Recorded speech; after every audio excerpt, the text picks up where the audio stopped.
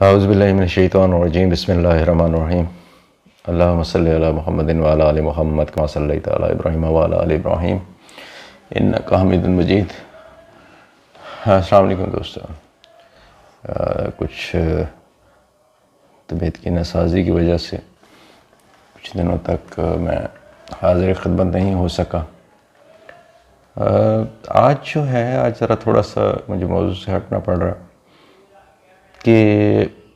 जो दो चीज़ें सामने आई हैं वो एक तो FATF के हवाले से एक रिपोर्ट जो है वो आज ही सामने आई कि पाकिस्तान ने गवर्नमेंट ऑफ पाकिस्तान ने दो अमेरिकन लॉबिंग कंपनीज़ जो हैं उनकी खिदमत हासिल की हैं काफ़ी भारी मुआवजे पे। इसमें जो आज ही मैंने उर्दू पॉइंट के लिए अपना बतौर एडिटर मैंने अपना जो तज्ज़िया जो मैंने पिछले सारे जो मामलात हैं और उनको देखते हुए मैंने अपना जो एक तज्ज़िया लिखा है कि उसमें मैंने कुछ थोड़ी से मामलात के ऊपर बात की है। कोशिश मैंने की है कि मैं उन चीज़ों को कवर करूं कि जो माजी में भी हमारी गवर्नमेंट्स जो हैं वो US के अंदर भी और दूसरी जगहों के ऊपर भी, ब्रिटेन में भी और दुनिया के मुख्तलिफ ममालिक में हमारी वजारत ख़ारजा गवर्नमेंट ऑफ पाकिस्तान जो ये लॉबिंग कंपनीज़ हैं, लॉबिंग फर्म्स जो हैं इंटरनेशनल, इनकी खदमात जो हैं वो लेती रही हैं। लेकिन वाशिंगटन के हवाले से अगर हम तारीख़ी तौर पर देखें तो आज तक हमने जिन मकासद के लिए भी हायर किया लॉबिंग फर्म्स को, वो हमें आज तक कभी भी मतलूबा नताइज नहीं मिले उनके। इसमें जो है सबसे बड़ी मिसाल जो है वो कश्मीर है। कश्मीर के ऊपर हमने बहुत सारी जो है वो लॉबिंग फर्म्स की जो आज तक जो है वो मुख्तलिफ लॉबिंग फर्म्स की खिदमत हम हासिल करते रहे, लेकिन हमें उनके जो है वो मतलूबा नताइज नहीं मिले हैं। और कश्मीर पर हम अपना मुकदमा जो है, जो हमारा मौक़िफ़ है, आज तक हम वाशिंगटन को उस पर इतना ज़्यादा पैसा, it's not a small amount, it's a huge amount, it's a trillions of dollar के ट्रिलियंस ऑफ, आज तक हम जो है वो कई 100 खरब डॉलर जो है, खरबों डॉलर हम जो है, अरबों खरबों डॉलर हम जो है वो ज़ाया कर चुके हैं ये लॉबिंग फर्म्स को दे के कि जी हमारा जो है हम अपना जो है बेसिक मौक़िफ़ जो है हम वो समझा पाएँ, हम अपनी बात को कन्वे कर पाएँ जो है वाशिंगटन के सामने। आज तक हम इसमें कामयाब नहीं हुए। अब अगर हमने इन्हीं उनका दो कंपनियों की, दो अमेरिकन कंपनियों की अगर हमने खिदमत ली हैं FATF के हवाले से, और ये एक ब्रिटिश जो है वो नशरियाती अदारे की रिपोर्ट थी, तो उसमें उन्होंने बताया था कि जी ये चंद रोज़ पहले ही जो है ये वजारत ख़ारजा ने उनको जो है वो हायर किया इस मकसद के लिए कि पाकिस्तान जो है वो ब्लैक लिस्ट या ग्रे लिस्ट से पाकिस्तान निकल जाए। उसमें गुजारिश ये है कि चंद रोज़ पहले आप ये इसको उन कंपनियों को जो है उनके साथ एग्रीमेंट साइन कर रहे हैं, लेकिन अगर आपको याद हो तो अगस्त में जो एक ज़ैली अदारा है, इसके ऊपर मैं पहले भी बोल चुका हूँ कि FATF का एक ज़ैली अदारा है Asia Pacific group. Asia Pacific group ने अगस्त में अपनी एक जो है वो रिपोर्ट जो है वो दी थी, और उसमें जो उन्होंने पॉइंट्स का जिक्र किया था जिनका, तो आपके वो पॉइंट्स मतलूबा उतने नहीं बनते हैं जितने पॉइंट्स आपको रिक्वायर्ड हैं ग्रे लिस्ट से निकलने के लिए। आपके जो पॉइंट्स हैं वो आपको ग्रे लिस्ट में बरकरार तो आप रह सकते हैं, इतने हैं कि आपको ग्रे लिस्ट में, आप ब्लैक लिस्ट में नहीं जाएंगे, आप ग्रे लिस्ट में बरकरार रहेंगे। ये आपके एक्सपर्ट्स भी कह रहे थे, ये दुनिया जहान के एक्सपर्ट्स कह रहे थे कि जी पाकिस्तान के लिए इस साल जो है इस इजलास में जो आज जिसका फ़ैसला होने जा रहा है, जो 21 अक्टूबर को शुरू हुआ, तो उसमें पाकिस्तान जो है वो ग्रे लिस्ट से नहीं निकल पाएगा और नेक्स्ट ईयर जो है वो पॉसिबिलिटी शायद हो। तो हमें फिर मैं ये एक बुनियादी पाकिस्तानी की हैसियत से मैं टैक्स पेयर हूँ, तो एक पाकिस्तानी शहरी की हैसियत से मैं हक़ रखता हूँ कि मैं गवर्नमेंट से ये सवाल करूँ, मैं वज़ारत ख़ारिजा से ये सवाल करूँ कि आपने जो मिलियंस ऑफ डॉलर का जो ये एग्रीमेंट जो है उनके साथ एग्रीमेंट किया है FATF के हवाले से अमेरिकन लॉबिंग फार्म्स के साथ, तो वो फिर आपने पैसे हमारे ज़ाया क्यों किए हैं? जब आपको पता है कि ग्रे लिस्ट में ही हमने इस साल हमारा पॉसिबिलिटी नहीं है और हमें ग्रे लिस्ट में इस बात का जो है वो 99% जो है वो चांस है कि आपको ग्रे लिस्ट में ही रखा जाएगा, तो आपने उसमें जो है वो क्यों पैसे उसके ज़ाया किए?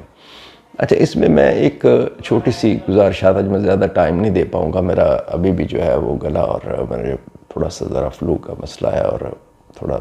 इश्यूज़ है मेरे। तो मुख्तसरन कि आपने अगर पैमाना, आज हमारे प्राइम मिनिस्टर साहब जो बात करते हैं कि जी आप ओवरसीज़ पाकिस्तानीज़ की बात करते हैं, तो आप उन्हीं को पैमाना बना लें। आप एक पूरे ग्लोब के ऊपर जितने भी पाकिस्तानी जहाँ जहाँ रह रहे हैं, आप उनसे पाकिस्तानी एम्बेसीज़ जो हैं वहाँ पर और जो बैरून मुल्क में हमारे मिशंस हैं, डिप्लोमेटिक मिशंस हैं, उनकी कारकर्दगी के बारे में अगर आपने जानना है तो वो ओवरसीज़ पाकिस्तानियों से ज़्यादा बेहतर आपको कोई नहीं बता सकता। बहसीत मेरा जो अपना एक्सपेरिमेंट जो तजुर्बा है US के हवाले से, मैं वाशिंगटन में भी रहा हूँ और मैं कुछ और जगहों को भी ऊपर भी, मेरा अपना जो मैंने वहाँ पर एक चीज़ देखी, वो मैंने ये चीज़ जो मैंने महसूस की और जो मैंने देखी कि वो ये थी कि कोई US के अंदर Washington business chamber of commerce उनके या उनका जो है वो पॉलिटिक्स है, आपको अगर हम कंपेयर करते हैं इंडिया के साथ, तो इंडियन इन्फ्लुएंस आपको वाज़ेह नज़र आता है। दूसरे नंबर के ऊपर कोई यूनिवर्सिटी शायद पूरे स्टेट्स के अंदर ऐसी होगी, शायद ही कोई एक आध ऐसी होगी कि जहाँ पर इंडियन टीचर्स जो है वो नहीं है। फिर मेडिकल के शोबे में आप मेरे ख्याल है कि पूरे स्टेट्स के अंदर कोई रियासत ऐसी नहीं है, कोई काउंटी ऐसी नहीं है जिसके अंदर हॉस्पिटल्स के अंदर जो है वो आपको Indian doctor, Indian nurses, Indian paramedical staff ये नज़र नहीं आएंगे। ये वो लोग हैं, फिर छोटे बिज़नेस में भी यही हाल है, ये वो लोग हैं जो बराह रास्त जिनका इंट्रैक्शन होता है लोकल जो मुकामी हैं उनके साथ, और ये असरात जो हैं ये असरात छोड़ते हैं और ये बड़े ये लॉन्ग रन जो इसके इम्पैक्ट्स होते हैं वो बड़े लॉन्ग रन होते हैं। हम आज तक, मैं मिसाल के तौर पर मैं आपको अमेरिका की मिसाल दे देता हूँ कि अमेरिका की कई दूर दराज रियासतों में आप चले जाएं, आप छोटी काउंटीज़ में या छोटे टाउन्स में चले जाएं, आप वहाँ पर जाके पाकिस्तान की बात करेंगे, उनको पाकिस्तान का नहीं पता है कि पाकिस्तान नाम का भी कोई मुल्क है। आप उनसे इंडिया की बात करें तो वो कहें अच्छा, वो आपको बार बार कहेंगे कि जी इंडिया। आप जब मोहल्ले में कुछ समझाने की कोशिश करेंगे तो वो कहेंगे इंडिया। उनके जहनों में वो इंडियन जो काम कर रहे हैं उन्होंने उनके आम अमेरिकन के जहनों में भी डाल दिया है कि ये एक ही कॉन्टिनेंट, जो सब कॉन्टिनेंट है ये एक ही है और वो है इंडिया। वहाँ पर और कोई एग्जिस्ट नहीं करता। ये एक आम तासुर है वहाँ पर। तो गुजारिश है कि आपकी जो एक तो ये सफारशी जो हमारे यहाँ कल्चर है कि जी ये एम्बेसडर्स जो है, हमने रिटायर्ड लोग और सफारशी लोगों को हमने एम्बेसडर लगाना है, ये एक हौसला शिकनी करता है जो कैरियर डिप्लोमेट हैं। कैरियर डिप्लोमेट्स जो हैं वो क्या काम करेंगे? उनको जब पता है कि जी हमने उससे जो एक हायर लेवल है या जो एक उसके ऊपर तो हमने जाना ही नहीं है, हमने एम्बेसडर जो है वो हमारे तो चांसेस दूर दूर तक नहीं है कि हम कहीं पे एम्बेसडर लगेंगे। अब आपके जो सिफारशी हैं, आपके रिटायर्ड जो जर्नल्स हैं, या आपके रिटायर्ड जो आप ब्यूरोक्रेट्स को लगाते हैं एम्बेसडर, या आप रिटायर्ड जजेस को लगाते हैं, या आप रिटायर्ड जो है वो पॉलिटिशियंस को लगाते हैं, या दूसरे लोगों को लगाते हैं, मुख्तलिफ शुबों के लोगों को आप रिटायर्ड लोगों को नवाजते हैं, आप एम्बेसडर उनको लगाते हैं। और बड़ी इंतहाई खौफनाक चीज़ है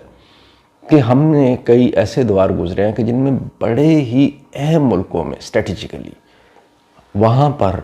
जो है वो एम्बेसडर जो है वो सिफारशी थे। अब उसके मुकाबले में वो सिफारशी एम्बेसडर जो है, जिसको पता ही नहीं है कि वो मुल्क क्या है, उसका कल्चर क्या है, उसके साथ हमने सफारतकारी होती क्या है, उसका वो मुकाबला कर पाएगा एक 25 साल का या 30 साल का करियर रखने वाले या एक्सपीरियंस रखने वाले जो घाक किस्म के जो डिप्लोमेट हैं, वो उनका जो है वो मुकाबला कर पाएगा? दूसरी चीज़ जो हमने, मेरे साथ ये जो बैरून मुल्क मुकीम जो हमारे भाई बहन भाई हैं, वो एग्री करेंगे 100% कि आप जाके देख लें कि इंडियन एम्बेसी के लोग आपको एम्बेसी के अंदर नज़र नहीं आएंगे, वो आपको हमेशा आपको इधर उधर इधर इधर मीटिंग्स में नज़र आएंगे। वो हर किसी से वो मिलते हुए इधर जा उधर जा, ये उनकी मुख्तलिफ एक्टिविटीज़ में नज़र आएंगे वो। जबकि हमारे जो सफारत खाने हैं, मोस्टली हमारे सफारतकार आपको एम्बेसीज़ में नज़र आएंगे। माज़रत के साथ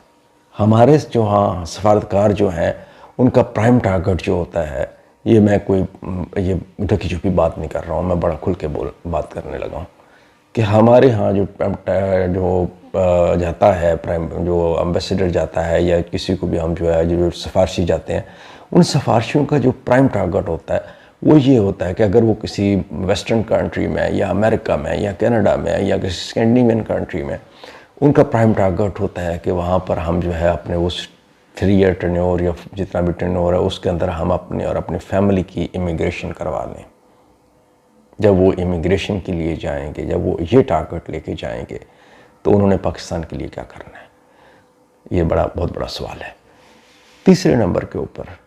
कि अगर हमने जो है मुख्तलिफ इश्यूज़ जो हमें इंटरनेशनली जो आते हैं, या हमें बसेस में इशू है, या हमें जिनेवा में है, या हमें वाशिंगटन में है, तो अगर हमने लॉबिंग फार्म्स को ही हायर करना है, तो फिर बराह करम वजारत ख़ारिजा को भी ताले लगा दें और एम्बेसीज़ को भी ताले लगा दें, फिर लॉबिंग फार्म्स हायर कर लें, फिर वो जो है वो सारे का सारा जो है वो लॉबिंग फार्म्स को दे दें, वो काम करें आपके लिए। आपकी जो है वो इतने एक तरफ तो हमारे जो है गरीब मुल्क हैं हम, और हमारे जो है वो अरबों डॉलर जो है वो हर साल हमारी वजारत ख़ारिजा के ऊपर ख़र्च हो जाते हैं, हमारे सफारतखानों के ऊपर ख़र्च हो जाते हैं, उनके खराजात के ऊपर। और दूसरे नंबर के ऊपर उनकी नाहलियत का ये आलम है कि वो वहाँ पे छोटे छोटे पैटीज़ इश्यूज़ को जो है वो नहीं कर पाते, और उनके लिए भी जो है वो लॉबिंग फार्म्स को जो है वो हायर करना पड़ता है। ये काम जो है ये आप वहाँ पर सेक्शन अफसर के लेवल का भी एक बंदा बैठा देंगे, या आप क्लर्क लेवल का भी बंदा बैठा देंगे, जो आप काम वहाँ पर हमारे एम्बेसडर करते हैं कि मैसेज जो है वो पहुँचा दिया, मैसेज वहाँ से लेके जो है वो उधर पहुँचा दिया, उधर का मैसेज उधर पहुँचा दिया, इस्लामाबाद का वो मैसेज वाशिंगटन को पहुँचा दिया, वाशिंगटन का मैसेज जो है वो इस्लामाबाद को पहुँचा दिया। तो ये डाकिए का काम तो जो है ये वहाँ पर एक क्लर्क बैठा के वो भी आप ले सकते हैं, उससे भी उसके लिए कोई जो है वो किसी के अपना जो है वो आला रिटायर्ड अफसर का होना, या किसी जो है वो साबिका पॉलिटिशियन का होना वो ज़रूरी तो नहीं है, जिसको हम जो है वो लाखों यानी कि हज़ारों डॉलर्स के में हम जो है वो सैलरी देते हैं माहाना, जिसके अखराजात जो है वो हज़ारों डॉलर्स में हम जो है वो अफोर्ड करते हैं माहाना। एक ऐसा मुल्क जिसके इस वक्त जो है वो गरीब तरीन, यानी कि इस वक्त दुनिया के उन मुल्कों में जो फूड सिक्योरिटी के हवाले से इंतहाई खौफनाक जो सूरत हाल का शिकार है, कि जिसके शहरियों को खुराक इस वक्त जो है वो सबसे बड़ा मसला बना हुआ है। एक ऐसा मुल्क, उस मुल्क के जो है वो अरबों डॉलर जो है वो हम जो है ज़ाया क्यों फिर करते हैं? एक तरफ हम वजारत ख़ारिजा पे लगाते हैं, और उतना ही जितना वजारत ख़ारिजा पे लगाता है उतना ही हम लॉबिंग फार्म्स को फिर क्यों देते हैं? इसका मतलब है हमारी वजारत ख़ारिजा जो है वो नाकाम है और वो काम नहीं कर रही है। तो उसके लिए मेहरबानी करें, इसको एक्टिव करें। और ये रिटायर्ड जितने भी साहिबान हैं, इनसे एक गुजारिश है कि अगर आप पाकिस्तान की खिदमत करना चाहते हैं, अगर आपको पाकिस्तान का दर्द है, तो आप मेहरबानी आप एक काम करें, गवर्नमेंट एक काम करे कि वो बड़े शहरों में, क्योंकि मोस्टली लोग रह रहे हैं, तो बड़े शहरों में जो है मुशावरती कौंसल्स कायम कर दे, एक मुशावरती कौंसल बनाए, उसकी जो है वो शाखें जो है वो 3 या 4-5 बड़े शहरों में ये रह रहे हैं सारे, और उनमें जो है वो 4-5 शाखें उसकी मुकर्रर कर दे। कोई सैलरी नहीं है इनकी, ये वहाँ पर जाके अपनी जो है रज़ा कराना, अपनी खिदमत, अपने तजुर्बात से, बिल्कुल हमें इन तजुर्बे से फ़ायदा उठाना चाहिए। दूसरे नंबर पे जो है इनसे जो है वो ये एक और काम ये लिया जा सकता है कि ये रज़ा कराना तौर पर फ्री ऑफ कॉस्ट ये जाके यूनिवर्सिटीज़ में अपना जो है वो एक्सपीरियंस जो है वो शेयर करें, अपने एक्सपीरियंसेस, अपना जिस भी शोबे में जिसका एक्सपीरियंस है, ब्यूरोक्रेसी में है, फ़ौज में है, जुडिशरी में है, पॉलिटिक्स में है, किसी भी शोबे में, वो जाके यूनिवर्सिटीज़ में जाए, वो कॉलेजेस में जाए, वो स्टूडेंट्स को जाके लेक्चर दे, और वो अपने एक्सपीरियंस जो है वो उनके आने वाली जो हमारे जो जिन्होंने मुल्क को संभालना है उनको आप जो है वो लेक्चर दें, उनको तैयार करें, अपने एक्सपीरियंस जो है उनके साथ शेयर करें। आप हर वक्त जो है हमारे यहाँ माजरत के साथ मेजॉरिटी जो है वो हायर जो आपकी ऑफिशियल जो होते हैं, वो सिविल है, वो मिलिट्री है, वो जुडिशरी है, वो पॉलिटिशियंस हैं, जो भी है, व्हाटएवर, ये सब के सब जो है ये इनका एक ही जो होता है कि जी हम जो हमारे जो मरने के जो अखराजात हैं ना, हमारे फ्यूनरल जो एक्सपेंडिचर्स हैं,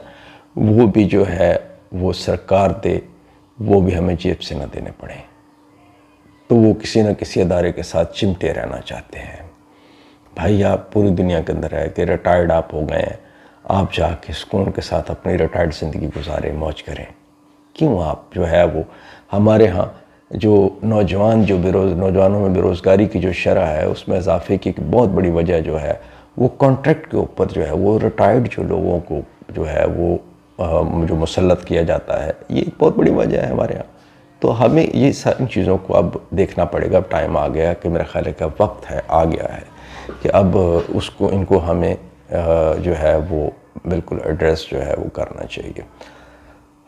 तीसरे नंबर के ऊपर मैं जो एक रिपोर्ट एक और जो है वो डॉन की रिपोर्ट थी, और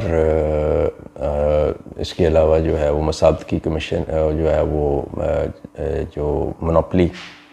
जो आपका जो कमीशन है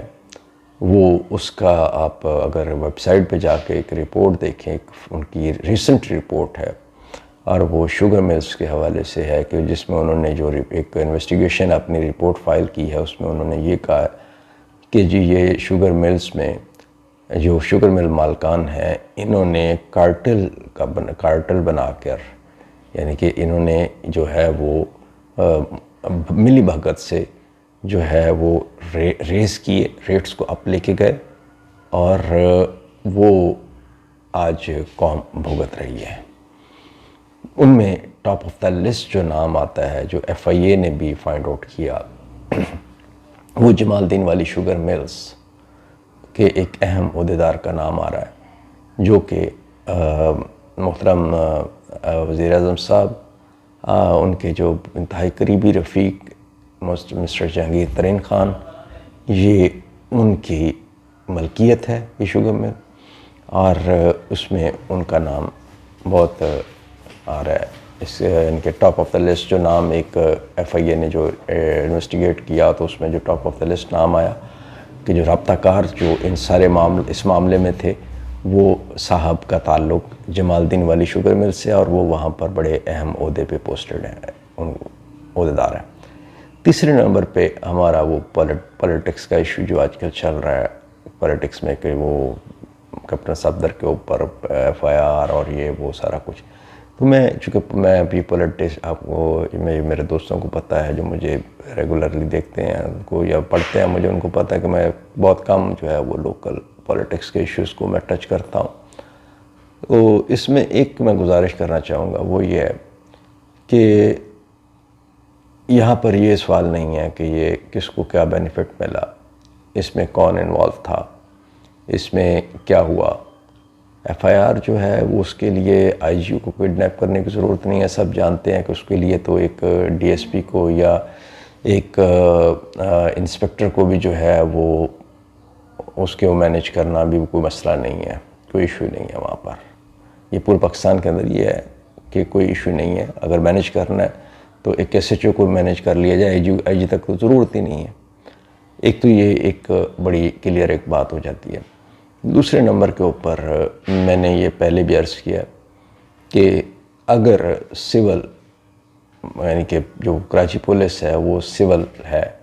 और ये बहुत ये पहला ये कोई मौका नहीं है। ये अभी जो इनको जो हमारे पीपल्स पार्टी के जो हैं लोग, उनको भी अभी याद आ रहा है कि जी पे पुलिस की जो है वो जो इज़्ज़त नफ्स के ऊपर हमला ये वो, तो क्या ये हमला जो है जब बार बार जो ऑर्डर लेके आ रहे थे inspector general of police Sindh जो है AD ख्वाजा, तो उस वक़्त नहीं था। फिर जो है राव अनवर केस, उसमें उनको नहीं आया, अपनी इज़्ज़त नफ्स का ख्याल नहीं था। बेशुमार मसाए मामलात हैं। इसी तरह रेंजर्स की तरफ अगर हम देखते हैं तो रेंजर्स के हाथों एक सिविलियन नौजवान का जो कत्ल हुआ था, और वो बाद में जिस तरह से हमारे यहाँ जिस तरह से माफ़ी होती है वो सबको पता है कि लवाहिकीन किस तरह से माफ़ करते हैं, प्रेशर क्या होता है। तो बाकी के ख़ानदान को, बाकी को बचा लो, फिर तो बाकियों को, एक जो मरने वाला तो मर गया, अब बाकियों को भी ज़िंदगी ख़तरे में डालें। तो यहाँ पर मैं एक छोटी सी गुजारिश करना चाहूँगा, वो ये है कि या तो आप जो है वो ये एक बड़ा, आप जब उसमें ये रखते हैं ना इन बिटवीन चीज़ों को, तो उसमें जो अच्छाइयाँ हैं वो कोई एक फ़र्क, जो ताकतवर फ़रीक है वो ले जाता है, बुराइयाँ एक फ़रीक दूसरे फ़रीक के खाते में डल जाती हैं। तो इसमें या तो एक काम कर लें कि सिंध में जो रेंजर्स तैनात है उसको IG पुलिस के मतहत कर दें, सिंध पुलिस के मतहत कर दें, वो उसको जवाब दे हो, ताकि जो है जो भी अच्छाई बुराई है वो उन्हीं के खाते में जाए। और इसी तरह, या फिर उसका दूसरा सलूशन ये है कि पुलिस को DG रेंजर्स के वो मतहत कर दें, ताकि जो भी जवाब देना है वो फुटबॉल बन के ना रहे, वो किसी नतीजे पे पहुंचे ना मामला। अगर कोई भी इशू होता है तो उसके ऊपर फिर कोई भी, जब ये इन बिटवीन होता है तो कोई भी जिम्मेदारी किसी एक को ठहराना मुश्किल हो जाता है। उसके लिए दो आपको अलग से इंक्वायरीज़ करनी पड़ती हैं। इसी में आपको एक ही इंक्वायरी रिक्वायर्ड होगी, उसमें आपकी 2 इंक्वायरियाँ जो है, यहाँ पर जैसे हमारे पाकिस्तान में इंक्वायरीज चलती हैं वो सालों साल ले जाती हैं। तो उसका बेहतरीन हल ये है कि आप जो है या तो पुलिस को मतहत कर दे DG रेंजर्स के, और या DG रेंजर्स जो है वो जो रेंजर्स जो है कराची में तैनात उसको IG के जो है कमांड में दे दें। तो उसमें ये मामला जो है वो ख़त्म हो जाएगा। एक दूसरे को ब्लेम करने का या इल्ज़ाम तराशियों का जो सिलसिला है वो बिल्कुल उसके लिए गुंजाइश ही नहीं बचेगी, वो ख़त्म हो जाएगा। तो ये एक सजेशन है मेरी कि जो सिविलियन अदारे हैं वो अपना काम करें, और जो ये कागज़ों में तो हमारा रेंजर्स भी जो है वो सिविलियन है, लेकिन चूँकि हमारा ये अदारा जो है वो कभी भी सिविलियन इसलिए नहीं रहा, इसको मुकम्मल तौर पर सिविलियन इसलिए कभी भी नहीं इसको समझा जाता रहा, या कभी भी ये सिविलियन नहीं रहा। जिस तरह ANF है कि उसके ऊपर जो है वो कमांड जो है, हाई कमांड जो है और कंट्रोल जो है वो आर्मी का रहा। तो इसलिए अब मोहतरम आर्मी चीफ साहब जो हैं वो, उनको भी ये चाहिए कि वो ज़रा थोड़ा सा मेहरबानी फरमाएं कि वो इस इशू के ऊपर भी तवज्जो दें कि अब काफ़ी टाइम गुजर गया है, अब हम काफ़ी 2020 तक पहुंच गए हैं, इतना अरसा हमने कर लिया, ठीक है। तो वो उनको जो है वो बॉर्डर सिक्योरिटी जो है पूरी दुनिया के अंदर जो है वो प्राइवेट पुलिसिंग करती है और सारा कुछ। तो आप ये मामलात जो हैं उनको मुकम्मल सिविल करते हैं। जिस तरह IG पुलिस होता है उसी तरह IG जो है, जैसे कागज़ों में एक, तो वो DG जो आप लगा रेंजर्स होता है वो उसकी जगह पे IG जो है वो बॉर्डर्स जो हमारी पुलिस है, रेंजर्स जो है वो उसका DG जो है वो उसमें कोई सारा को सारा वो सिविल सेटअप उसको दे, उसमें कर दें। इसी तरह रेंजर्स का जो है वो मुकम्मल रेंजर्स का सिविल सेटअप कर दें, इसी तरह ANF का सिविल सेटअप कर दें। यानी कि जितने भी मामला से आप जितनी ज़्यादा उसमें से अपने जो है वो इन्फ्लेशन जितना ज़्यादा कम होता जाएगा फ़ौज का, वो उतना ज़्यादा फ़ौज के अपने फ़ौज के बहैसियत अदारा फ़ौज के लिए भी वो बहुत बेहतर है। और हमारे लिए बहैसियत कौम, हमारे लिए सबसे बड़ी, देखिए दुनिया में सबसे ज़्यादा जो है वो मुल्क जो है, मुल्कों के लिए सबसे ज़्यादा जो ज़रूरी चीज़ें होती हैं उनमें मज़बूत दिफा, मज़बूत इकानमी और मुस्तहकम जो है वो आपकी गवर्नमेंट का सिस्टम। हमारे यहाँ हम बिल्कुल पाकिस्तानी कौम जो है वो इज़्ज़त करती है, वो कद्र करती है फ़ौज की, और उसको तकलीफ़ होती है कि जब फ़ौज के ऊपर ऐसे मामलात जो है, इल्ज़ामात जो आते हैं या इस तरह के, वो क्यों आते हैं। तो इसका बेहतरीन हल ये है कि आप वो जिन अदारों में भी वो जो रिटायर्ड हमारे अफसरान बैठे, जो रिटायर्ड अफसरान हैं या हाज़िर सर्विस अफसरान हैं, वो उनको निकाल दें वहाँ से, एक पॉलिसी बना दें कि जी रिटायर्ड अफसर जो है वो अपनी जो है वो इंजॉय करे, वो अपनी रिटायरमेंट इंजॉय करे,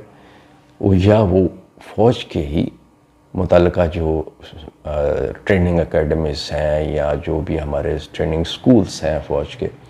तो वो वहाँ पर जाकर वो अपने तजुर्बात को जो है वो शेयर करें। और वो जो आने वाले फ्यूचर के जर्नैल हैं, फ्यूचर के हमारे जो कमांडर होंगे, वो उनको एक बेहतर, उनके लिए वो एक बेहतर रहनुमाई फ़राहम कर सकते हैं। तो हमें उस सेक्टर में भी, साइड पे भी, जैसे मैंने पहले अर्ज़ किया है कि हम ये मशावरती बोर्ड बना सकते हैं, तो फ़ौज के अंदर भी इसी तरह मामलात को होना चाहिए। और ये सिविलियन अदारों के अंदर ये कम से कम जो है ये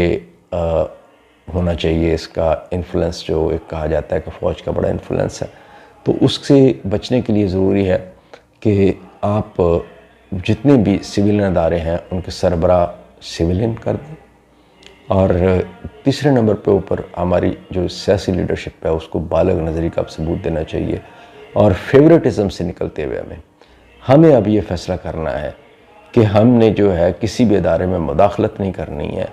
और हमने तमाम अदारों में सीनियरिटी की बेसिस के ऊपर आप सिस्टम को एक बना दें, उसको चला दें।